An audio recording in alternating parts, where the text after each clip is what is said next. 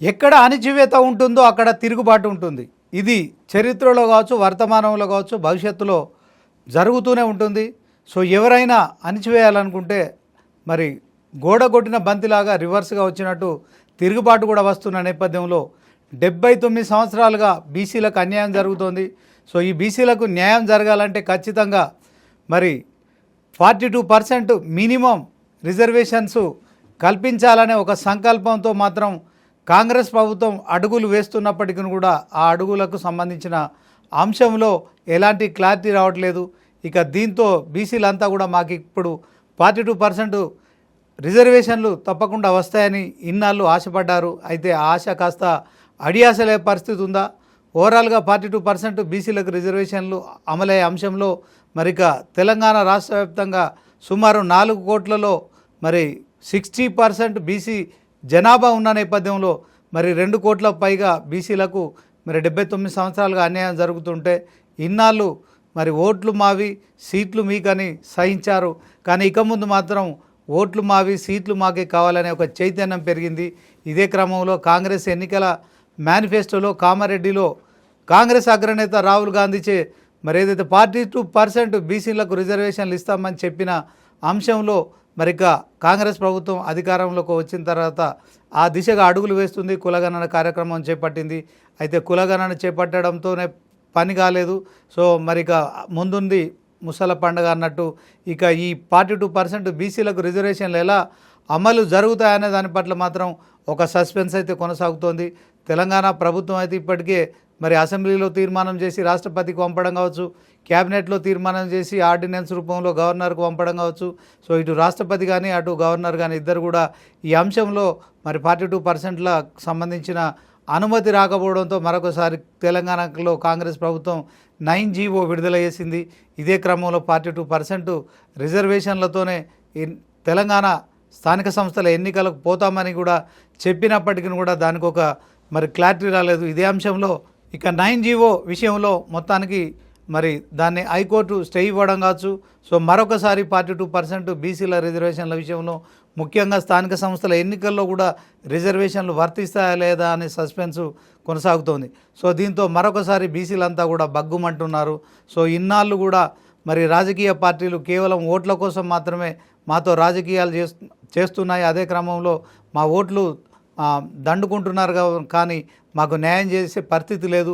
So 3 పార్టీలు తెలంగాణలో BJP కావచ్చు, కాంగ్రెస్ కావచ్చు, బీఆర్ఎస్ ఈ 3 పార్టీలు కూడా బీసీల విషయంలో చిత్తశుద్ధి లేదనే అభిప్రాయం అయితే ఇప్పుడు బీసీలో వ్యక్తం అవుతోంది. ఇదే క్రమంలో మరి 99 టీవీ వేదికగా కూడా బీసీ ఫైల్స్ పేరుతో మరి చాప్టర్ 1కు ఇవాళ శ్రీకారం చుడుతున్నాం. సో బీసీ ఫైల్స్కు అని ఎందుకు పెట్టాల్సి వచ్చిందంటే ఇప్పటికే మనకు తెలుసు రజాకార్ ఫైల్స్ కావచ్చు, కాశ్మీర్ ఫైల్స్ కావచ్చు, తాలిబాన్ ఫైల్స్ కావచ్చు, అంటే అక్కడ ప్రజలకు జరుగుతున్న అన్యాయం విషయంలో మరొక ఫైల్స్ సిరీస్ అనేది ఈ మధ్య కాలంలో చాలా ఫేమస్గా మారుతోంది. సో అనేక సినిమాలు కూడా మరి ఈ ఫైల్స్ పేరుతో వస్తున్నాయి. ఇదే క్రమంలో మరి మొట్టమొదటగా 99 టీవీ అయితే ఒక బీసీల కోసం న్యాయం జరగాలనే ఆలోచనతోనే ఇక ఈ బీసీ ఫైల్స్ అనే ఈ చాప్టర్ 1కు శ్రీకారం చుట్టింది. ఈ చాప్టర్ల సిరీస్ అయితే కొనసాగుతోంది.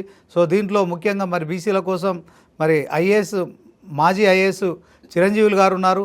ఆయనతో మొదటి చాప్టర్లో మరి ఆయన ఏం చెప్తాడు, ఈ అంశంలో 9 సంబంధించి హైకోర్టులో స్టే ఇవ్వడం కావచ్చు, మరి కాంగ్రెస్ ప్రభుత్వం మరొకసారి కూడా కాంగ్రెస్ పార్టీ మరి ఏదైతే సుప్రీంకోర్టులో స్పెషల్ లీవ్ పిటిషన్ వేసింది.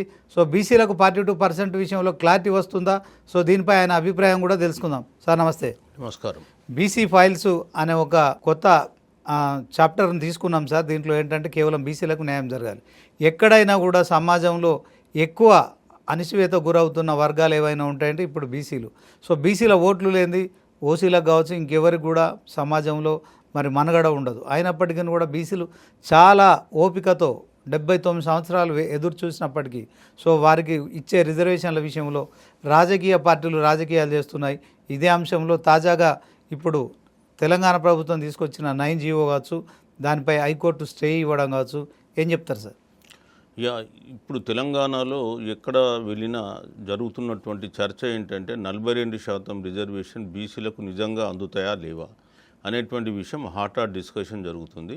ఈ మధ్యనే 3-4 డేస్ బ్యాక్ హైకోర్టు ఈ గవర్నమెంట్ ఇచ్చినటువంటి జీవో 9 అది బీసీలకు 42% రిజర్వేషన్ కల్పించింది. అదేవిధంగా ఎస్సీ ఎస్టీలకు 18-10 కల్పించింది. ఓవరాల్గా మనం చూసినట్టయితే 67% రిజర్వేషన్ అది ఇవ్వడం జరిగింది. సో మరి ఆ జీవోను హైకోర్టు స్టే చేయడం జరిగింది. సో ముఖ్యంగా హైకోర్టు ఎందుకు స్టే చేయాల్సి వచ్చింది అనే విషయం గురించి మనం మాట్లాడితే, మేము మొదటి నుంచి కూడా బీసీ ఇంటలెక్చువల్స్ ఫోరం ఏం చెప్తుందంటే, ఈ జీవోల ద్వారా మనం రిజర్వేషన్లను రక్షించుకోలేము. సుప్రీంకోర్టులో ఒక సీలింగ్ ఉంది, 50% రిజర్వేషన్స్ దాటి ఉండకూడదు. ఆ 50%లో ఎస్సీ ఎస్టీలకు జనాభా దామాషా ప్రకారం రిజర్వేషన్ ఇస్తూ మిగతాది మాత్రమే మిగిలింది బీసీలకు ఇవ్వాలని చెప్పారు. కాబట్టి ఇక్కడ మీరు 42% ఇచ్చేస్తే, ఇప్పుడు 42% బీసీలకు ఇచ్చేసి 18% ఎస్సీలు 10% ఎస్టీలకు ఇచ్చేస్తే 67% వస్తుంది. సో ఈ 67% రిజర్వేషన్లను ఖచ్చితంగా కోర్టు కొట్టేస్తుంది. సో అందుకే మనము 9th షెడ్యూల్లో దీన్ని చేర్పించాలని చెప్పడం జరిగింది. ఇవాళ భారతదేశంలో ఏకైక రాష్ట్రం 69% రిజర్వేషన్లు ఇస్తున్న రాష్ట్రం తమిళనాడు. భారతదేశంలో ఇందిరా సహాని జడ్జిమెంట్, అంటే ఆ జడ్జిమెంట్లో కాన్స్టిట్యూషనల్ బెంచ్ 50% రిజర్వేషన్ దాటకూడదనేటువంటి తీర్పు ఇవ్వడం జరిగింది. ఈ తీర్పు వచ్చిన తర్వాత సుమారు 8 రాష్ట్రాలు కూడా బీసీల రిజర్వేషన్లు ఎస్సీ ఎస్టీలతో కలుపుకొని 50% దాటి ఇస్తే అవన్నీ కూడా కొట్టేసినాయి. కాబట్టి ఈ జీవోలు యాక్ట్ల ద్వారా రావు. తమిళనాడులో 9th షెడ్యూల్లో పెట్టించుకున్నారు కాబట్టి వాళ్ళు ఈ రోజుకు ఎంజాయ్ చేస్తున్నారు. ఆ మోడల్లో పోవాలని చెప్పేసి మొదటి నుంచి కూడా బీసీ ఇంటలెక్చువల్స్ ఫోరం డిమాండ్ చేస్తుంది. అందుకు అనుకూలంగా కూడా రాష్ట్ర ప్రభుత్వం ఏం చేసిందంటే, మార్చి 17 రోజు వాళ్ళు 2 బిల్లులు పెట్టిండ్రు. ఒక బిల్లేమో బిల్ నంబర్ 3 విద్యా ఉద్యోగాలలో 42% రిజర్వేషన్ కల్పిస్తూ బిల్లు పెట్టారు. అంటే బీసీలకు 42, ఎస్సీలకు 15, ఎస్టీలకు 10. సో ఈ రిజర్వేషన్ కల్పిస్తూ వాళ్ళు బిల్లు ఇక్కడ గవర్నర్ ఆమోదంతో కేంద్రానికి పంపించారు. కానీ కేంద్రం దగ్గర నుంచి అప్పటి నుంచి, అంటే కేంద్రానికి ఏప్రిల్ 7 రోజు చేరింది. కేంద్రం తర్వాత కొన్ని క్వరీస్ వేసింది. 6 సార్లు క్వరీస్ వేస్తే 6 సార్లు కూడా రాష్ట్ర ప్రభుత్వం ఇక్కడ నుంచి దానికి జవాబు పంపింది. సో ముఖ్యంగా లాస్ట్ క్వరీకి జూలై 23 అనుకుంటే 6 వరకు క్వరీస్ పంపించేశారు ఆన్సర్. ఆ తర్వాత కేంద్ర ప్రభుత్వం నుంచి ఉలుకు లేదు, పలుకు లేదు, వాళ్ళకు చేయాలనేటువంటి ఆకాంక్ష అసలే లేదు. సో అది అక్కడ పెండింగ్ ఉంది. సో అది పెండింగ్ ఉందనే ఉద్దేశంతో వీళ్ళు ఏం చేశారు, మళ్ళీ జూలైలో మనకు పంచాయతీరాజ్ చట్టంలో ఒక అడ్డంకు ఉంది, సెక్షన్ 285A అనేది. ఈ 285 ఏం చెప్తుందంటే, బీసీ ఎస్సీ ఎస్టీలకు మొత్తం కలిపి కూడా 50% రిజర్వేషన్ దాటకూడదని చెప్తుంది. ఇది సుప్రీంకోర్టు డైరెక్షన్స్ వల్ల ఇది పెట్టడం జరిగింది. సో ఈ 285Aను తీసేయడానికి వాళ్ళు ఒక ఆర్డినెన్స్ ఇచ్చారు. ఆర్డినెన్స్ గవర్నర్కి పంపిస్తే గవర్నర్ మళ్ళీ ఏం చేసినాడు, రాష్ట్రపతికి పంపించాడు. ఇక ఆర్డినెన్స్ కూడా వస్తలేదని చెప్పేసి ఆగస్టు 31, సెప్టెంబర్ 1 రోజు మళ్ళా ఒక బిల్ తీసుకొచ్చేసి ఆ బిల్లులు 2 శాసనసభ శాసన మండలి ఆమోదం చేసి మళ్ళీ గవర్నరు సంతకానికి పంపించారు. ఈ 285Aను తొలగిస్తూ మళ్ళీ గవర్నరు రాష్ట్రపతికి పంపించాడు. సో ఇవాళ అది కేంద్రం దగ్గర 3 బిల్లులు పెండింగ్ ఉన్నాయి. ఒకవైపు చట్టంలో సెక్షన్ 285 ఏం చెప్తుంది, 50% రిజర్వేషన్ దాటకూడదు అంటుంది. సో అది చట్టం, అంటే చట్టం అంటే ఎన్నుకోబడ్డ ప్రజాప్రతినిధులు అసెంబ్లీలో కౌన్సిల్లో చేసినటువంటి చట్టం. అది ఇక్కడ వీళ్ళు జీవో ఇచ్చారు. సో మొన్న సెప్టెంబర్లో వీళ్ళు జీవో ఇస్తే జీవో 9 అది ఎగ్జిక్యూటివ్ ఆర్డర్. చట్టం ముందు ఎగ్జిక్యూటివ్ ఆర్డర్ పనిచేయదు. ఈ రెండిట్లో కాంట్రడిక్టర్ ఉంది. కాబట్టి ఆటోమేటిక్గా కోర్టులు ఏం చేస్తాయి, స్టే ఇస్తాయి. కోర్టు 2 రకాలుగా ఆ రోజు మాట్లాడడం జరిగింది. ఒకటి ఇన్కాన్సిస్టెన్సీ విత్ పంచాయతీరాజ్ యాక్ట్ ఒకటి ఉంది. రెండోది పంచాయతీరాజు చట్టానికి సంబంధిస్తే పంచాయతీరాజ్ సంస్థలు అనేటివి రాజ్యాంగబద్ధ సంస్థలు కావు 94 వరకు. సో 94లో 73వ రాజ్యాంగ సవరణ, 74వ రాజ్యాంగ సవరణ చేసి పంచాయతీరాజ్ చట్టాలను, పంచాయతీరాజ్ సంస్థలు, మున్సిపల్ సంస్థలు రెండింటినీ కూడా ఇక్కడ 243D అని ఒక కొత్తని పెట్టారు. 243D అంటేనేమో పంచాయతీరాజ్ సంస్థలు, 243T అంటే మున్సిపల్ సంస్థలు.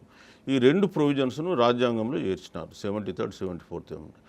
ఈ 243Dలో అది ఒకటే ఆర్టికల్ కాదు, దాంట్లో సబ్ ఆర్టికల్ చాలా ఉన్నాయి. సో 243D1 ఏం చెప్తుందంటే, ఎస్సీ ఎస్టీలకు పంచాయతీరాజ్ సంస్థల్లో వాళ్ళ జనాభా దామాషా ప్రకారం రిజర్వేషన్ ఇవ్వమన్నది. సో D2 వస్తే మహిళలకు 1/3 రిజర్వేషన్ ఇవ్వమన్నది. సరే D6కి వచ్చేస్తే ఏం చెప్పిందంటే రాష్ట్రాలు బీసీలకు రిజర్వేషన్లు ఇచ్చుకోవచ్చు అని వదిలేసిండ్రు. సేమ్ థింగ్ T6లో కూడా చెప్పిండ్రు. ఇక్కడ ఏం జరిగింది, రాష్ట్రాలు ఎంత శాతం ఇచ్చుకోవాలి అనేది లిమిట్ లేదు, ఆడ ఎంత శాతం ఇవ్వకూడదని కూడా లిమిట్ లేదు. సో ఇచ్చుకోవచ్చు అని చెప్పింది. కానీ ఎస్సీ ఎస్టీలకు వస్తే జనాభా దామాషా ప్రకారం ఇవ్వమని క్లారిటీగా ఉంది. సో ఇప్పుడు ఏం జరిగింది, 2010లో Krishnamurthy versus Union of India case, Krishnamurthy అనే అతను ఒక కర్ణాటకకు చెందిన వ్యక్తి, దీనికి కూడా 50% సీలింగ్ వర్తింపజేయాలని కోర్టులో కేసు వేసినప్పుడు సుప్రీంకోర్టు ఈ 50% ఇందిరా సహాని కేసును దీనికి వర్తింపజేస్తూ ఒక ట్రిబుల్ టెస్ట్ అని ఒక టెస్ట్ పెట్టింది. ఈ ట్రిబుల్ టెస్ట్లో ఏంటంటే మొట్టమొదట ఒక డెడికేటెడ్ కమిషన్ వేయాలి. ఈ డెడికేటెడ్ కమిషన్ అనేది బీసీలు రాజకీయంగా వెనుకబడ్డవారు అని చెప్పేసి నిరూపించాలి. ఆ తర్వాత వాళ్ళు ఆ డెడికేటెడ్ కమిషన్ ఎంత శాతం రిజర్వేషన్ ఇవ్వాలి అని అంటే 50% లోబడి ఎస్సీ ఎస్టీలకు జనాభా దామాషా ప్రకారం ఇస్తూ మిగతాది మాత్రమే బీసీలకు ఇవ్వాలని చెప్పేసి వాళ్ళు రాజ్యాంగ ధర్మాసనం కృష్ణమూర్తి కేసులో అభిప్రాయపడ్డది, బాలకృష్ణ నేతృత్వంలో రాజ్యాంగ ధర్మాసనం. సో దాన్ని బేస్ చేసుకొని 2011లోనే మన రాష్ట్రంలో ఇక్కడ ఉన్న అప్పుడు 34% రిజర్వేషన్ ఉంది ఈ బీసీలకు. సో 34% ఎక్సెస్ అవుతుందని చెప్పేసి హైకోర్టులో ఇస్తే హైకోర్టు కరెక్టే కృష్ణమూర్తి కేసును దీనికి వర్తింపజేయాలని చెప్పేసి 34% రిజర్వేషన్స్ను 23%కు తగ్గించారు. సో ఆ తర్వాత ఏమైందంటే దాని మీద సుప్రీంకోర్టుకి వెళ్ళడం జరిగింది. వినయ్ కుమార్ గారు, మన పుంజాల శివశంకర్ కుమార్ వెళ్ళినప్పుడు వీళ్ళ పిటిషనర్స్ మధ్య ఒక సయోధ్య కుదిరిస్తే సుప్రీంకోర్టు మీరు ఈసారికి మాత్రం 34%కు నడుపుకోమన్నారు. మనకు 2013లో మనము ఎన్నికలు జరిపినాం ఇక్కడ, ఎంత 34% తోటి. మళ్ళీ 2018 వచ్చేసే వరకు ఏం జరిగిందంటే కొత్త పంచాయతీరాజ్ చట్టం తీసుకొచ్చారు అప్పుడున్నటువంటి ముఖ్యమంత్రి గారు.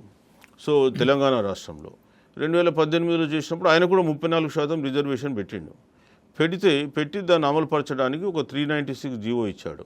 ఈ 396 జీవోని ఏం చేశారంటే మళ్ళీ ఛాలెంజ్ చేసినారు. ఛాలెంజ్ చేస్తే హైకోర్టు ఏం చెప్పింది, అది తప్పు, మీరు 34% పెట్టకూడదని చెప్పేసి 23%కి దాన్ని లిమిట్ చేశారు. దాన్ని సుప్రీంకోర్టులో ఆ రాష్ట్ర ప్రభుత్వం ఛాలెంజ్ చేసింది. సుప్రీంకోర్టు కూడా మీరు ఇమీడియట్గా కొట్టేయమన్నారు. సో అప్పుడు ఆర్టికల్ 285 మళ్ళీ ఇందులో పంచాయతీరాజ్ చట్టంలో కల్పించడం జరిగింది. సో మళ్ళీ మనం లాస్ట్ టైం 23% రిజర్వేషన్స్ తోటి ఎన్నికలు జరిపినాం. సో ఇప్పుడు ప్రతిసారి కూడా ఏంటంటే కోర్టులు 50% దాటితే కొట్టేస్తున్నాయి. మన రాష్ట్రంలో కూడా మనకు మొన్ననే అనుభవం ఉంది. అంతకుముందు ఎన్టీ రామారావు ఉన్నప్పుడు కూడా ఆయన మురళీధర్రావు కమిషన్ బేస్ చేసుకుని 44% రిజర్వేషన్ విద్యా ఉద్యోగాలలో కల్పిస్తూ ఒక జీవోలు ఇస్తే ఇమ్మీడియట్గా హైకోర్టు కొట్టేసింది. సో ఎక్కడ కూడా జీవోల ద్వారా చెల్లదు. అంటే ఇక్కడ వీళ్ళు ఏమంటున్నారంటే కులగణన చేసినాం కాబట్టి దాన్ని క్వాంటిఫైయబుల్ డాటా, ఎంపెరికల్ డాటా ఉంది కాబట్టి కోర్టులను ఒప్పించవచ్చు అని వీళ్ళు అంటున్నారు. కానీ కోర్టులు స్పెషల్ సర్కమ్స్టాన్స్లో 50%కి మించి పెంచుకోవచ్చు అన్నారు, అంటే ఎక్సెప్షనల్ కండిషన్స్లో. కానీ ఆ జస్టిఫికేషన్ ఉండాలి దానికి.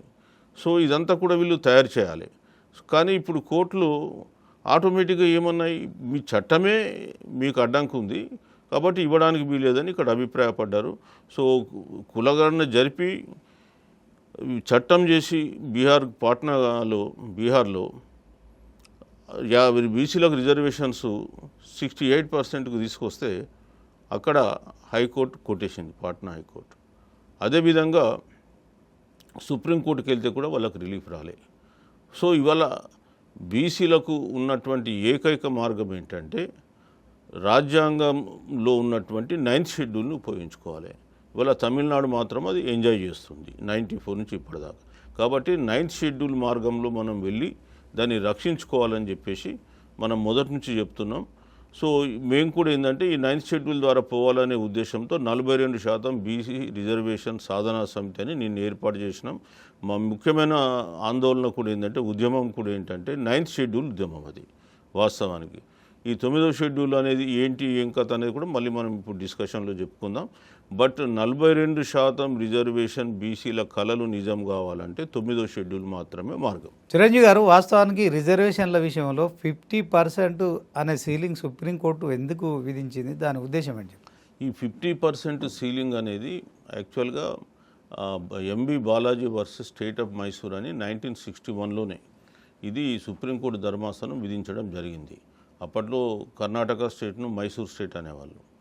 సో ఇది ఎందుకు విధించాల్సి వచ్చింది అని మనం ఆలోచిస్తే, రాజ్యాంగంలో ఆర్టికల్ 16లో ఈక్వాలిటీ ఆపర్చునిటీస్ అంది. Equality of opportunities before the law, equal opportunities.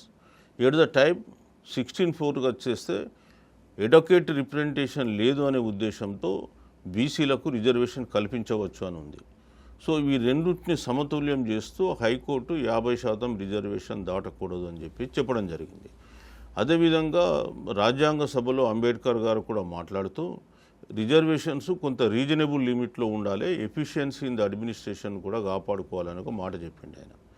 అయితే ఆ రోజుల్లో అత్యధికంగా నిరక్షరాస్యత ఉంది కాబట్టి అది కొద్దిగా ఆ ఉద్దేశంలో అని ఉంటాడు. ఈరోజు అందరూ చదువుకున్న వాళ్ళు ఉన్నారు, అటువంటి ప్రసక్తే లేదు ఒకటి.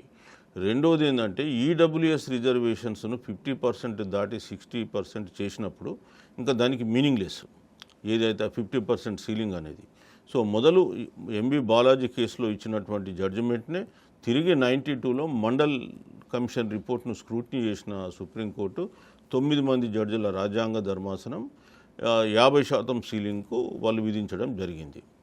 అయితే ఈ 50% సీలింగ్ అనేది రాజ్యాంగంలో ఎక్కడా రాసింది కాదు, కేవలం అది జ్యుడిషియల్ ఇన్వెన్షన్ ఆల్సో. ఆ డివిజన్ బెంచ్ తీర్పు, బెంచ్ తీర్పు అది. సో ఇక్కడ మీరే మళ్ళీ ఆ 50% సీలింగ్ బ్రేక్ చేస్తూ 10% ఈడబ్ల్యూఎస్ రిజర్వేషన్ చట్టబద్ధమని చెప్పిండ్రు. అదేవిధంగా ఇందిరా సహాని కేసులో కూడా స్పెషల్ సర్కమ్స్టెన్స్ ఎక్సెప్షనల్ కేసెస్లలో మీరు 50% రిజర్వేషన్ను దాటవచ్చు కూడా అని చెప్పేసి వాళ్ళు తీర్పు ఇవ్వడం జరిగింది. సో ఇప్పుడు ఈ 50% సీలింగ్ అనేటువంటిది రాజ్యాంగంలో లేదు. అదేవిధంగా మీరు పంచాయతీరాజ్ చట్టంకి వస్తే కూడా నీకు ఎక్కడా లేదు. నేను ఇంతకుముందు చెప్పిన ఆర్టికల్ 243(d)(6)లో రాష్ట్రాలు ఇచ్చుకోవచ్చు అని ఉంది, కానీ ఎంత ఇచ్చుకోవాలని లేదు. అందుకే ఆయన కృష్ణమూర్తి కేసులో బాలకృష్ణ ధర్మాసనం ఏం అభిప్రాయపడ్డదంటే, రాజ్యాంగం ఎస్సీ ఎస్టీలకు సంబంధించి జనాభా దామాషా ప్రకారం ఇవ్వాలనే గైడెన్స్ ఇచ్చింది, బీసీలకు వచ్చేవరకు గైడెన్స్ లేదు కాబట్టి మేము 50% సీలింగ్ని ఇక్కడ అప్లై చేస్తున్నామని చెప్పి వాళ్ళు స్పష్టంగా చెప్పడం జరిగింది. సో ఈరోజు మనకు ఈ కోర్టు తీర్పుల్ని ఎట్లా అధిగమించాలి, ఈ 50% సీలింగ్ అనేది దాటకూడని లక్ష్మణ రేఖన, దీన్ని మనం ఏ పద్ధతిలో రాజ్యాంగ ప్రకారం వెళ్తే మనం సాధించవచ్చు అనేటువంటి విషయాలను కూడా మనం ఇక్కడ చర్చించుకోవచ్చు. ముఖ్యంగా ఈడబ్ల్యూఎస్ రిజర్వేషన్కి వచ్చినప్పుడు సుప్రీంకోర్టు ధర్మాసనం జనహిత వర్సెస్ యూనియన్ ఆఫ్ ఇండియా కేసులో వాళ్ళు ఏమన్నారంటే, ఈడబ్ల్యూఎస్ రిజర్వేషన్ అనేది ఆర్టికల్ 15(4), 16(4)కు సంబంధించిన దాంట్లో కాదు, 103వ రాజ్యాంగ ధర్మాసనం ద్వారా, అంటే రాజ్యాంగ సవరణ ద్వారా ఇది తీసుకురావడం జరిగింది. సో ఆర్టికల్ 15(6)లో 16(6)లో ఇది ఉంది. సో ఆ జడ్జిమెంట్ 50% సీలింగ్ దీనికి వర్తించదని చెప్పి వాళ్ళు స్పెసిఫిక్గా జడ్జిమెంట్లో పేర్కొంటూ 10% ఇచ్చి దాటొచ్చు అని చెప్పినారు. ఇంకో మాట కూడా ఏమన్నారంటే, ఈ 50% సీలింగ్ అనేది రాజ్యాంగ మౌలిక సూత్రం కాదు కాబట్టి దాన్ని ఎప్పుడైనా మార్చుకోవచ్చు అనేటువంటి అంశాన్ని వాళ్ళు అందులో స్పష్టం చేసిండ్రు. కాబట్టి వాళ్ళ ఈడబ్ల్యూఎస్ రిజర్వేషన్ వచ్చిన తర్వాత 50% సీలింగ్ అనే దానికి అర్థం లేనటువంటి మాట. కాబట్టి ఇవాళ అందరూ కూడా రాజ్యాంగ నిపుణులు కానీ లేదా బీసీ యాక్టివిస్టులు కూడా చెప్పేది ఏంటంటే, ఎట్టి పరిస్థితుల్లో కూడా మనం ఇప్పుడు 50% సీలింగ్ను బ్రేక్ చేసేసుకొని మనం రిజర్వేషన్లు పెంచుకునే అవకాశం ఉంది. అది 50% సీలింగ్ దాటే అవకాశాలు ఉన్నాయంటారా పక్కాగా? ఎందుకు లేదు, 100% మనసుంటే మార్గం ఉంటుంది. ఇవాళ 10% ఈడబ్ల్యూఎస్ను ఎట్లా మార్చారు? 10% ఈడబ్ల్యూఎస్ రిజర్వేషన్స్ను 91లో పివి నరసింహారావు గారు ఒక మెమో ఇచ్చిండు. ఏమని, 10% రిజర్వేషను ఆర్థికంగా వెనుకబడ్డ వర్గాలకు ఇవ్వచ్చు అని ఇస్తే ఆ మెమోను సుప్రీంకోర్టులో ఇందిరా సహాని కేసులో ఉన్న ధర్మాసనం 9 మంది జడ్జిలు దాన్ని స్టడీ చేసి 8 మంది కొట్టేషన్లు.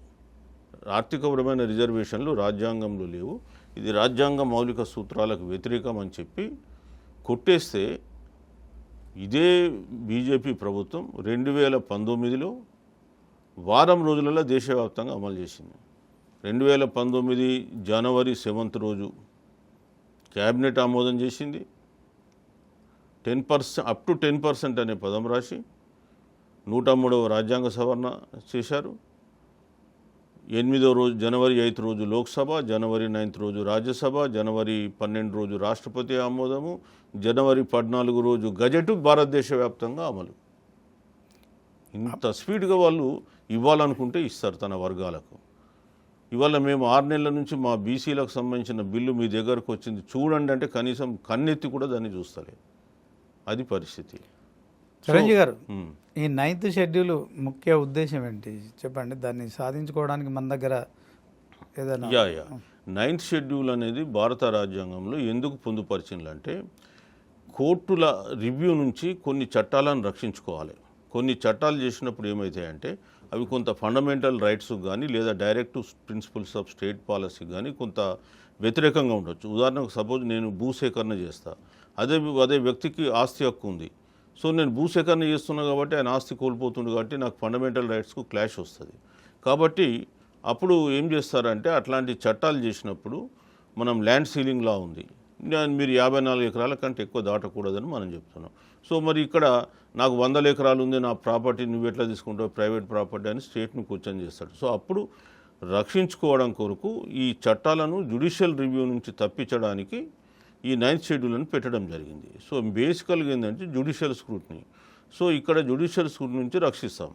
అయితే 9th షెడ్యూల్లో పెట్టినంత మాత్రాన జ్యుడిషియల్ రివ్యూ చేయకూడదని కూడా ఏం లేదు. 2007లో సుప్రీంకోర్టు కోహ్లీ అనే కేసులో వాళ్ళు జడ్జిమెంట్ ఇచ్చినారు 9th షెడ్యూల్లో పెట్టినా మేము రివ్యూ చేస్తామని. కానీ ఇప్పటి వరకు భారతదేశంలో 9వ షెడ్యూల్లో 284 చట్టాలు పెట్టిండ్రు. ఏ ఒక్క చట్టాన్ని కూడా సుప్రీంకోర్టు కొట్టాలి ఒకటి. రెండవది, ఈ చట్టాలు కూడా 9th షెడ్యూల్లో పెడితే ఎందుకు కొట్టివేయారంటే ఇంతకుముందే నేను మీతో మాట్లాడుతూ Janhit case versus Union of India కేసులో వాళ్ళు రిజర్వేషన్స్ 50% రిజర్వేషన్లు అనేది రాజ్యాంగ మౌలిక సూత్రాలకు కాదు, రాజ్యాంగ మౌలిక సూత్రం కాదు కాబట్టి దాన్ని రిలాక్స్ చేసుకోవచ్చు అన్నాడు. కాబట్టి ఇవాళ నేను రిలాక్స్ చేసుకుని నేను ఇస్తున్నా కాబట్టి నువ్వు ఎట్లా కొట్టేస్తావు అది? సో ఆ ఉద్దేశంతో ఇవాళ 9th షెడ్యూల్లో పెట్టినట్టయితే రాష్ట్రాలకు ప్రొటెక్షన్ ఉంటుంది. 9th షెడ్యూల్లో పెట్టకుండా చేయాలంటే దానికి ఇంకో మార్గం ఉంది. ఎట్లా అంటే అది భారతదేశం కేంద్ర ప్రభుత్వం చేయాలి. ఇది రాష్ట్ర ప్రభుత్వాలకు ఉన్నటువంటి హక్కు ఏంటంటే 9th షెడ్యూలే. ఇక పోతే కేంద్ర ప్రభుత్వం చేయాలనుకుంటే ఆర్టికల్ 16(4)లో ఏమన్నాడంటే ఎడొకసీ ఆఫ్ రిప్రజెంటేషన్ లేకపోతే రిజర్వేషన్ ఇవ్వమన్నాడు. సో దాన్ని కోర్టులు ఏం చేసినారు, 50% సీలింగ్ కింద పట్టుకొచ్చినారు. సో ఇప్పుడు మేమేమంటున్నామంటే స్టేట్స్ వాళ్ళ దగ్గర క్వాంటిఫైయబుల్ ఎంపరికల్ డాటా ఉంటే దాన్ని బేస్ చేసుకొని ఈ ఎడొకసీ అనే పదాన్ని తీసేసి states can enhance reservations beyond 50% basing on the data and where there is inadequacy of representation of BCs అని ఎస్సీ ఎస్టీస్ అని రాసేస్తే ఆ రాజ్యాంగ సవరణ చేయగలిగితే 100% మనం ఈడబ్ల్యూఎస్ ఎట్లయితే కాపాడుకున్నామో ఇది కూడా కాపాడడానికి ఒక అవకాశం ఉంది. రెండో పద్ధతులు కూడా చేయొచ్చు. ఏంటంటే ఇప్పుడు ఈడబ్ల్యూఎస్ అనేది నువ్వు ఆర్థిక పరంగా వెనుకబడ్డ వర్గాల కొరకు తీసుకొచ్చినావు. బీసీలలో కూడా ఎక్స్ట్రీమ్ బ్యాక్వర్డ్ క్లాసెస్ ఉన్నారు. 77-78 సంవత్సరాల్లో అస్సలు కూడా అభివృద్ధి ఫలాలు అందని కులాలు ఉన్నాయి.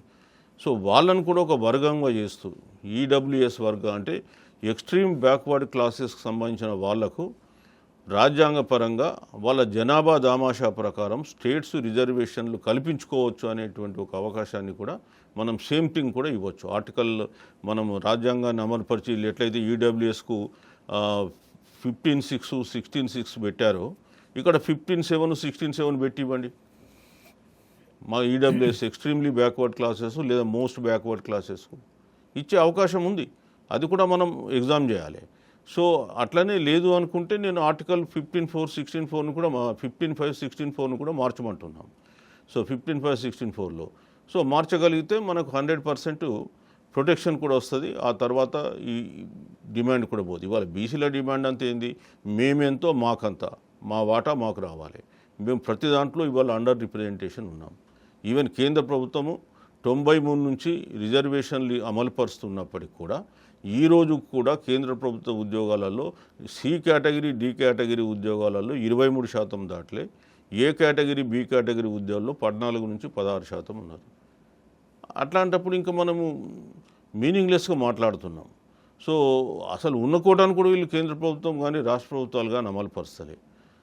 మరి మాకు మా జనాభా దామాషా ప్రకారం 100% చిత్తశుద్ధితో అమలు కావాలి, మేమెంతో మాకంత అనేటువంటి నినాదంతో ఇవాళ బీసీ ఉద్యమాలు నడుస్తున్నాయి. చిరంజీవి గారు, వాస్తవానికి భారతదేశంలో అసలు ఈ రిజర్వేషన్లు అంశం ఎందుకు తెర మీదకి వస్తుంది, దీని వెనుక ఉన్న ఫిలాసఫీ ఏంటి? ఇప్పుడు ప్రపంచవ్యాప్తంగా కూడా రిజర్వేషన్స్ ఉన్నాయి. అమెరికా లాంటి దేశంలో కూడా నీగ్రోస్కు రిజర్వేషన్లు ఇచ్చారు. వాళ్ళు అక్కడ అఫర్మేటివ్ యాక్షన్ అని అంటారు. సో భారతదేశంకి వచ్చేసేవరకే ఇక్కడ భారతదేశంలో ఏంటంటే కొన్ని వేల సంవత్సరాలుగా కొన్ని కులాలు సామాజికంగా అణచివేయబడ్డ కులాలు, విద్యాపరంగా అణచివేయబడ్డ కులాలు, సామాజిక పరంగా విద్యాపరంగా అణచివేయబడ్డ కులాలు ఆటోమేటిక్గా ఆర్థిక పరంగా అణచివేయబడతాయి, రాజకీయంగా కూడా అణచివేయబడతాయి. అందుకని రాజ్యాంగంలో ఏం వాడారు, ఆర్టికల్ 15(4)లో సోషల్లీ ఎడ్యుకేషనల్లీ బ్యాక్వర్డ్ క్లాసెస్ అనే పదాన్ని వాడారు. సో ఇక్కడ భారతదేశంలో మొదటి నుంచి కూడా అసమానతలు అనేది చాలా ఎక్కువ. ప్రపంచ దేశాలలో ఆర్థిక అసమానతలు ఉంటాయి, కానీ ఇక్కడ ఆర్థిక అసమానతతో పాటు సామాజిక అసమానతలు, సామాజిక వివక్షత అనేది కొన్ని వేల సంవత్సరాలుగా ఈ దేశంలో అమలవుతున్నటువంటి మనుధర్మశాస్త్రం, రాజ్యాంగం అది. సో అట్లాంటి సందర్భంలో మరి వేల సంవత్సరాలుగా అణచివేయబడ్డటువంటి ఈ జాతులు మిగతా జాతులతో సమానంగా పోటీ పడాలంటే సాధ్యం కాదు. కాబట్టి వాళ్ళకంటూ ఒక ప్రత్యేకమైన రక్షణలు ఉండాలని చెప్పేసి ఒక లెవెల్ ప్లేయింగ్ గ్రౌండ్ ఉండాలి. సో లెవెల్ ప్లేయింగ్ గ్రౌండ్ అంటే ఇప్పుడు సమానత్వం తీసుకురావడం కొరకు కొంత రక్షణలు కల్పించిండ్రు. అది ఆటోమేటిక్గా ఇవాళ రిజర్వేషన్లని మనం చెప్పడం జరుగుతుంది. సో ఈవెన్ అంబేద్కర్ కూడా అంటాడు, మరి రిజర్వేషన్ల వల్ల మెరిట్ దెబ్బతింటుంది కదా అని ఒక మాట వచ్చినప్పుడు, there is no equality of merit unless there is no equality of conditions అని. సో వీళ్ళ పెరుగుదలలో కానీ, వీళ్ళ ఆర్థిక పరంలో కానీ, వీళ్ళ సామాజిక జీవన విధానంలో ఇంత తీవ్రమైన అసమానతలు ఉన్నప్పుడు, మిగతా వారు అప్పర్ క్యాస్టులతో పోల్చుకున్నప్పుడు వీళ్ళ మధ్య సమానంగా పోటీ ఎట్లా పెడతాం మనం? ఒకడేమో బాగా తిని బలిసి ఎక్సర్సైజ్ చేసి రెడీగా పరిగెత్తడానికి ఉన్నాడు, వీళ్ళేమో అవిటితనంతో ఇక్కడ బాధపడుతున్నారు, అర్ధాకాలతో దీని అర్ధాకాలతో పెరిగి వీళ్ళిద్దరి మధ్య రన్నింగ్ పోటీ పెడితే ఎట్లా ఈక్వాలిటీ అవుతుంది? కాబట్టి ఈ అణగారిన వర్గాలు మిగతా వర్గాలతో సమానంగా ఎదగడానికి కొంత రక్షణ కోసం కల్పించు. That is the philosophy behind the reservation. Okay Chiranjeevi garu, ఇప్పుడు ఈడబ్ల్యూఎస్ అనేది ఈ మధ్యకాలంలో బాగా వినిపిస్తుంది. అసలు ఈడబ్ల్యూఎస్ ఏంటి, సో దానిపైన విమర్శలు ఎందుకు వస్తున్నాయి? నేను ఇంతకుముందు మన డిస్కషన్లో మాట్లాడినాం. ఈడబ్ల్యూఎస్ అనే రిజర్వేషన్ను కేంద్ర ప్రభుత్వం వారం రోజులలో తీసుకొచ్చి దేశవ్యాప్తంగా కూడా అమలు చేసింది. వాస్తవానికి ఏంటంటే వీళ్ళు చెప్పినప్పుడు అప్ టు 10% రిజర్వేషన్ అన్నారు, కానీ ప్రాక్టికల్గా ప్రతి దగ్గర 10% అమలు చేస్తుంది. వాళ్ళ భారతదేశంలో ఈడబ్ల్యూఎస్ రిజర్వేషన్స్ అమలు చేయనటువంటి రాష్ట్రం తమిళనాడు. సో వాళ్ళు కరాఖండిగా చెప్పేసిండ్రు, మేము ఈడబ్ల్యూఎస్ అమలు చేయము. అదేవిధంగా ఛత్తీస్గఢ్లో కూడా కొన్ని కారణాల వలన ఆగిపోయింది. అస్సాంలో విద్యలో అలా అమలు చేస్తుండ్రు కానీ ఉద్యోగాల్లో అమలు చేస్తలే. మొదలు ఉద్యోగాల్లో ఇచ్చిండ్రు, అక్కడ కొంత ప్రజల్లో వ్యతిరేకత రావడంతో ఆపేసిండ్రు. సో మనం ఇక్కడ ఈడబ్ల్యూఎస్ రిజర్వేషన్ అనేది ఆర్థిక పరంగా వెనుకబడ్డ, ఆర్థిక పరంగా బలహీన వర్గాలకు ఇచ్చేటువంటి రిజర్వేషన్. సో మీరు ఒకటి ఏంటంటే రిజర్వేషన్ ఫిలాసఫీ నేను ఇంతకుముందే చెప్పిన ఏంటంటే అణగారిన వర్గాలకు ఇవ్వాల్సినటువంటి అది. ఇవాళ వీళ్ళు ఎప్పుడు అణగారిన వర్గాలు లేరే. రెండవది ఆర్టికల్ 16(4)లో ఏమన్నాడు, ఎడొకసీ లేకుంటే ఏమన్నాడు. అసలు ఉన్న ఉద్యోగాలలో 70% మీరే ఉన్నారు, ఇంకా ఎడొకసీ అనే క్వశ్చన్ ఎట్లా వస్తుంది? ఈ రెండుటిని కూడా రివర్స్ చేస్తూ వీళ్ళు 103వ రాజ్యాంగ సవరణ తీసుకొచ్చి ఇవాళ 10% దేశవ్యాప్తంగా అమలు చేస్తుంది. దీని పర్యవసరం ఏంటి? తెలంగాణలో మీకు చెప్తా. తెలంగాణలో 86% మంది ఎస్సీ ఎస్టీ బీసీలు ఉన్నారు మొన్న జరిగినటువంటి కులగణన ప్రకారం. ఇవాళ 14% ఓసీలు. 14%లో కూడా 4% వేరే రాష్ట్రాల వాళ్ళు ఉన్నారు. వాళ్ళు ఇక్కడ ఉద్యోగాలలో వాళ్ళు ఎట్లా అప్లై చేయరు, స్థానికతకు ప్రాబ్లం వస్తుంది. అంటే 10% ఉన్నారు. 10%లో ఆర్థికంగా వెనుకబడ్డ వర్గాలు ఎంతమంది ఉంటారు? 4% కానీ 3%, 4% ఉంటారు. సో 3%, 4% ఉన్న వర్గాలకు మీరు 10% రిజర్వేషన్ ఎట్లా అమలు చేస్తారు?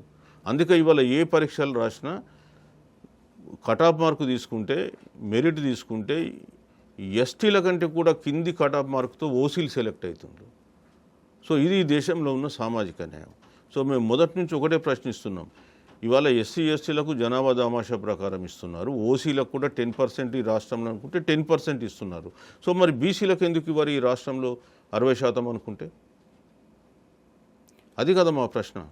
సో ఇవాళ మాకు చెందాల్సినటువంటి రిజర్వేషన్లు మీరు కదా ఎంజాయ్ చేస్తుంది. సో అది మేము ప్రశ్నిస్తాం. ఓకే చిరంజీవి గారు, ఇప్పుడు వాస్తవానికి ముస్లింలు బీసీల్లో ఉండొచ్చా? బీజేపీ వాదిస్తోంది 34%లో మరి 10% ముస్లిం జనాభాను యాడ్ చేశారని చెప్పి వాదిస్తోంది కదా, నిజంగా ఇది ఎంతవరకు సత్యం అంటారు? ఇది పూర్తిగా వాస్తవం కాదు, అసత్యం. ఇది సత్యదూరం. నిజానికి ముస్లింలు అనేవాళ్ళు బ్యాక్వర్డ్ క్లాస్ కమ్యూనిటీలో మొదటి నుంచి ఉన్నారు. మన రాష్ట్రంలో తీసుకుంటే అనంతరామన్ కమిషన్ రిపోర్ట్ ప్రకారం అప్పుడు 6 కులాలు బీసీ కులాలలో చేర్చారు. సో బీసీఏలో మెహతర్ కులము, అదేవిధంగా ఫకీర్సు, బీసీబీలో దూదేకుల, పింజారి, నూర్ బాషా, ఇట్లా ఇంకో 4 కులాలు ఉన్నాయి. సో మొత్తం 6 కులాలు ఉన్నాయి. వాళ్ళ జనాభా కూడా చాలా తక్కువనే ఉంది, పెద్ద జనాభా కాదు. అదేవిధంగా మీరు మనకు మండల్ కమిషన్ రిపోర్ట్ తీసుకుంటే 1980లో ఆయన రిపోర్ట్ ఇచ్చినప్పుడు 52% బీసీ పాపులేషన్ అన్నాడు. 52% బీసీ పాపులేషన్లో 8.4 ముస్లిమ్స్ ఉన్నారు, 43.7% హిందూసు, 8.4 ముస్లిమ్స్, మొత్తం కూడా 52.10 అయితే 52% అని పిలుస్తున్నాం మనం. అది ఇక్కడ ఉన్నటువంటి అదేవిధంగా ఇవాళ బీజేపీ వాళ్ళు తెచ్చినటువంటి నరేటివ్ ఏంటంటే 42% రిజర్వేషన్లలో 10% రిజర్వేషన్లు ముస్లింలకే పోతున్నాయి, కాబట్టి హిందువులకు ఏం లాభం అనేటువంటి ఒక వాదన తీసుకొచ్చారు. అది చాలా తప్పు. అదేంటంటే ప్రజలను మభ్యపెట్టడానికి వాళ్ళు ఆడుతున్న నాటకం తప్ప అందులో వాస్తవం లేదు. మీరు చూసినట్టయితే ఏమైందంటే 2007లో ఇవాళ మన దగ్గర కూడా బీసీ పాపులేషన్లో తీసుకుంటే మనం 56% అంటే 10% ముస్లిమ్స్ వచ్చిందల్లా. అయితే 2007లో ఏం జరిగిందంటే వైఎస్ రాజశేఖర రెడ్డి గారు ఉన్నప్పుడు 14 కులాలను తీసుకొచ్చి బీసీలో పెట్టి 4% రిజర్వేషన్ ఇచ్చిండు. ఈ 4% రిజర్వేషన్ ఇవ్వడం తప్పు అని చెప్పేసి హైకోర్టులో పిటిషన్ వేస్తే హైకోర్టు 2010లో కొట్టేసింది ఎవరిని, ఈ రిజర్వేషన్లను 4% ఇవ్వడం తప్పు అని మతపరంగా. సో అప్పుడు ఏం జరిగింది, రాష్ట్ర ప్రభుత్వం సుప్రీంకోర్టుకి వెళ్తే సుప్రీంకోర్టు ఏమన్నదంటే ఇక్కడ హైకోర్టు తీర్పును తప్పుబట్టలే, హైకోర్టు తీర్పును సస్పెండ్ చేయలే, స్టే ఇవ్వలే, కొట్టేయలే, కానీ 4% ఫైనల్ డిస్పోజల్ అయ్యే వరకు కంటిన్యూ కండి అని ఇచ్చింది. ఆ 2010 నుంచి ఇప్పటిదాకా 4% మీదనే ఈ 14 కులాలు నడుస్తున్నాయి. సో ఇవాళ మనం 42% తెచ్చినా అందులో వాళ్ళకు 4%కు మించి ఇవ్వలేము, ఎందుకంటే మన దగ్గర ఆల్రెడీ ABCD ఈ కేటగిరీస్ ఉన్నాయి విద్యా ఉద్యోగాలలో. సో ఆ 4% మించి వాళ్ళకు రాదు, అది వాస్తవం. కాబట్టి మనం వాళ్ళని పట్టుకొని 10% వస్తుందని ఎట్లా అంటాం? వాళ్ళు ఇవ్వడానికి వీళ్ళది, ఇస్తే కొట్టేస్తారు కోర్టులు మళ్ళీ. ఆల్రెడీ 4% కూడా టెంపరీ ప్రొవిజన్ అది. సో పొలిటికల్కి వస్తే, స్థానిక సంస్థల్లో రిజర్వేషన్లోకి వస్తే ఈ 42%లో వర్గీకరణ లేదు. ఏ గ్రూప్కి ఎంత, బీకి ఎంత, సికి ఎంత, డీకి ఎంత, ఈకి ఎంత లేదు. కాబట్టి వాళ్ళు 10% జనాభా ఉన్నారు కాబట్టి ఇందులో వీళ్ళు 10% వీళ్ళకని అంటారు. అసలు 42%లో కేటగరైజేషనే లేదు. నువ్వు 10% వాళ్ళకి పోతుందని ఎట్లా చెప్తావు? ఒకవేళ కేటగరైజేషన్ చేస్తే 4% మించి వాళ్ళకి ఇవ్వడానికి కూడా వీల్లేదు. కాబట్టి వాళ్ళ మిష చూపించి ఇవాళ హిందువుల పొట్ట కొడుతుంటే ఎట్లా? వీళ్ళు నిజంగా హిందువుల బంధువులేనా వీళ్ళు? ఇవాళ మీరు ఈడబ్ల్యూఎస్ తీసుకొచ్చిండ్రు, అందులో కూడా మరి ముస్లింలు ఎలిజిబులా కాదా? మీరు అలా రాసిండ్లా ముస్లిమ్స్ ఆర్ ఇన్ఎలిజిబుల్ అని. మరి ఇప్పుడు ఆల్రెడీ ముస్లిమ్స్ కూడా 10% ఈడబ్ల్యూఎస్ని వాడుకుంటున్నారు కదా. 2, 3వది మీరు పరిపాలిస్తున్న రాష్ట్రాలలో ముస్లింలు బీసీలలో ఉన్నారా లేదా? లేరని చెప్పమనండి. గుజరాత్లో ఎన్ని కులాలు ఉన్నాయి, ఉత్తరప్రదేశ్లో ఎన్ని కులాలు ఉన్నాయి, మధ్యప్రదేశ్లో ఎన్ని కులాలు ఉన్నాయి, రాజస్థాన్లో ఎన్ని కులాలు ఉన్నాయి, లెక్క తెప్పుదాం. ముస్లిం కులాలు బీసీలలో ఎంతమంది ఉన్నారని. అవన్నీ పక్కన పెట్టి జనాలను మభ్య పెట్టడానికి 10% వాళ్ళకి పోతుంది, 10% ఎక్కడన్నా రాసిండా 10% వాళ్ళకి ఇవ్వాలని. సో ఇది పక్క ఒక అసత్య ప్రచారం. పెద్ద పెద్ద నాయకులు బీజేపీలో అది మాట్లాడుతున్నారు ప్రజలను డైవర్ట్ చేయడానికి. కాబట్టి మేము స్పష్టంగా చెప్తున్నాం, అది తప్పు తప్పు తప్పు. చిరంజీవి గారు, నిన్న మీరు 42% బీసీ సాధన సమితి అనేది ఒకటి ఏర్పాటు చేశారు. సో నిజంగా 42% బీసీలకు రిజర్వేషన్లు అనేది సాధ్యమవుతుందా? అది ఎలా అవుతుందని? మనసుంటే మార్గం ఉంటుంది ఒకటి. రెండవది ఏంటంటే, ఫస్ట్ థింగ్ ఏంటంటే ఇక్కడ రాజకీయ విల్లు ఉండాలి, పొలిటికల్ విల్లు ఉండాలి. ఇవాళ ఈడబ్ల్యూఎస్కు పొలిటికల్ విల్లు వాళ్ళకు ఉంది కాబట్టి బీజేపీ వాళ్ళు వారం రోజుల్లో దేశవ్యాప్తంగా అమలు చేసిండ్రు. సో బీసీలకు ఆ విల్లు ఉంటే వాళ్ళు ఆటోమేటిక్గా చేస్తుండే, చేయలే.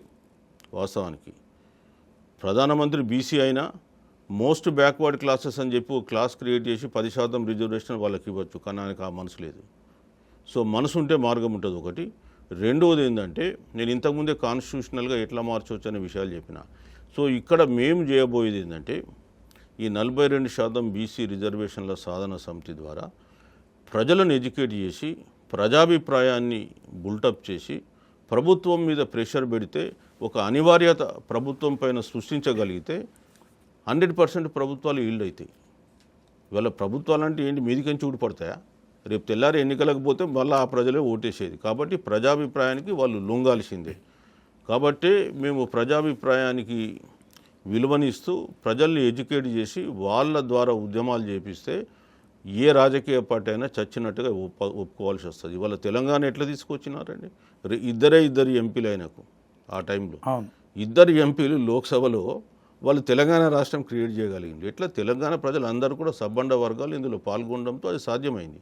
సో ఇవాళ కూడా తెలంగాణలో ఉన్న బీసీ కులాలు, ఎస్సీ ఎస్టీలు కూడా అందరూ మాతో కలిసి వస్తే ఒక పెద్ద ప్రజా ఉద్యమాన్ని నిర్మించి రేపు 42% సాధ్యం చేయాలనేది మా ప్రయత్నం. ఓకే, మొత్తానికి మరి ఆర్ కృష్ణయ్య రాజ్యసభ సభ్యులు బీజేపీ పార్టీ, అదే క్రమంలో జాజుల శ్రీనివాస్ గౌడ్ కాంగ్రెస్ ప్రభుత్వం తరఫున బీసీ సంఘాల తరఫున జాతీయ నాయకుడిగా చెప్పుకుంటున్నారు. వాళ్ళంతా కూడా మరి 18వ తేదీన బంద్కు పిలిపిస్తున్నారు. సో బీసీలంతా ఏకమైతే తప్ప బీసీలకు సంబంధించిన 42% తర్వాత 60% ఉన్న బీసీలకు న్యాయం జరుగుతుంది. సో దాంట్లో అందరూ ఏకాభిప్రాయంతో ఉండాలి. సో ఈ ఏకాభిప్రాయ సాధన సాధ్యమవుతుంది అంటారా? రేపు బంద్లో బీసీలు అందరూ పాల్గొంటున్నారా? మరి బీజేపీ కాంగ్రెస్లు మేము బంద్లో పాల్గొంటామని చెప్తున్నట్టుగా కనిపిస్తుంది కదా, దీన్ని ఎట్లా చూస్తాం? ఇప్పుడు బీసీ అందరి మధ్య ఏకాభిప్రాయం ఉంది ఎంతవరకు 42% సాధించాలని. కానీ ఆ సాధనా మార్గం అనే దాంట్లో కొంత వివిధ మార్గాలు అవలంబిస్తున్నారు. వాళ్ళేమో జీవోలో ఇస్తే చాలు అని వాళ్ళు అంటున్నారు. మేమేమో జీవోల ద్వారా కాదు 9th షెడ్యూలే సాధ్యమని మేము చెప్తున్నాం. అది సో అదొక వైవిధ్యానికి కారణం. రెండవది ఏంటంటే, మనము ఒక పొలిటికల్ పార్టీలో ఉన్నాం. ఆ పొలిటికల్ పార్టీలో మొదలు మనం మన స్టాండ్ ఏందో చెప్పి వాళ్ళని ఒప్పించాలి. అప్పుడు మనం బయటకు వచ్చేసి బీసీల తరపున మనం పోరాడితే బాగుంటుంది. నేను ఎవరని వ్యక్తులు చెప్పదలుచుకోలేదు, ఎందుకంటే వాళ్ళందరూ కూడా గౌరవనీయులైనటువంటి వ్యక్తులే. మనం అక్కడ చెప్పకుండా బయటకు వచ్చి చెప్తే ప్రజలు ఎంతవరకు వింటారు, విశ్వసిస్తారు అనేది వాళ్ళు అర్థం చేసుకోవాలి, మనం అర్థం చేసుకోవాలి. సో ఇవాళ మేము కోరేది ఏంటంటే, 42% బంద్కు ఎప్పుడైతే 18th వీళ్ళు ఇచ్చారో ఆ బంద్లో అందరం పాల్గొంటాం, మేము కూడా పాల్గొంటాం. మాకేం అబ్జెక్షన్ లేదు. బీసీల కొరకు ఎవరు ఏ ఉద్యమాలకు పిలుపునిచ్చినా 100% పాల్గొంటాం. అందులో ఏం అనుమానం లేదు. ఖచ్చితంగా పోవాల్సినటువంటి రూటే పోతాం. బట్ మా రూట్ ఏంటంటే, ప్రజలను అసలు బీసీలు ఎట్లా నష్టపోతున్నారు గత 78 సంవత్సరాల స్వాతంత్ర కాలంలో, వాళ్ళు ఏ విధంగా ఐక్యమైతే అనుకున్నది సాధించుకుంటారనే దానిపైన ఎడ్యుకేట్ చేసి, ఆర్గనైజ్ చేసి, ఎడ్యుటేషన్ చేయించాలనేటువంటి భావాన్ని మాది. Okay sir, thank you very much sir Chiranjeevi గారు. మొత్తానికి బీసీల కోసం ఖచ్చితంగా ఏవైతే రాజ్యాంగ పరంగా సంక్రమించాల్సిన రిజర్వేషన్లు ఏవైతే ఉన్నాయో అవి 79 సంవత్సరాలుగా అమలు కావట్లేదు. సో దీంట్లో సుప్రీంకోర్టు కావచ్చు, అటు కేంద్ర రాష్ట్ర ప్రభుత్వాలు కావచ్చు, ఒక చిత్తశుద్ధి అయితే లోపించింది. అయితే ఇప్పుడు బీసీలో చైతన్యం పెరిగింది. ఖచ్చితంగా బీసీలకు 42% రిజర్వేషన్ అమలు చేసి తీరాల్సిందే. ఇదే అంశంలో ఖచ్చితంగా మేము ఈ యొక్క 42% రిజర్వేషన్ సాధన సమితి అనేది ఒకటి ఏర్పాటు చేస్తున్నాం.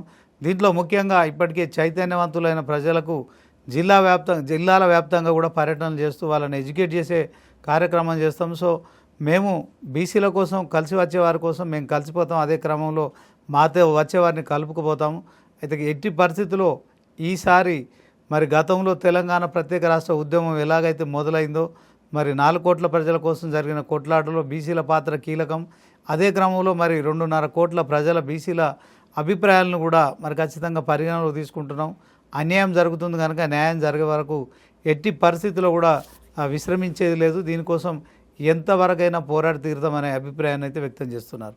ఇది ఇవాల్టి మరి బీసీ ఫైల్స్లో చాప్టర్ 1. ఇక మరొక చాప్టర్తో మళ్ళీ కలుసుకుందాం. అంతవరకు చూస్తూనే ఉండండి 99 టీవీ.